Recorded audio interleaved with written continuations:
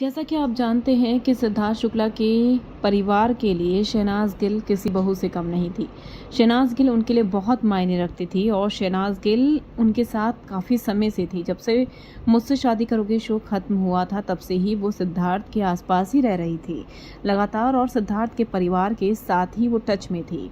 आसपास ही सब कुछ था, तो लगातार बातें भी होती थी, बर्थडे का सेलिब्रेशन भी होता था, चाहे सिद्धार्थ का हो शहनाज का हो। दोनों अपने बर्थडे को परिवार के साथ ही सेलिब्रेट करते थे, जहां पर दोनों की मम्मियां भी नजर आती थी। ऐसे में सिद्धार्थ शुक्ला के जाने के बाद जब अंतिम विदाई उनकी हो रही थी, जब उन्हें मुखाग्नि दी जा रही थी, तब वहां पर शहनाज गिल को पूजा करने के लिए बिठाया गया सिद्धार्थ की मां की ओर से, सिद्धार्थ के परिवार की ओर से।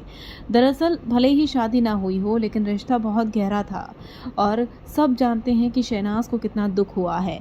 ऐसे में ब्रह्म कुमारी के रीति रिवाज से जो भी जिस कल्चर के हिसाब से वो करते हैं, उसी हिसाब से अंतिम विदाई दी गई। काफ़ी सारी उनकी सिस्टर्स पहुंची थी जो कि सिद्धार्थ की मॉम ने ज्वाइन कर रखी हैं, तो वहाँ पर ब्रह्म कुमारीज पहुंची थी और उन्होंने अपने हिसाब से वहाँ पर पूजा की।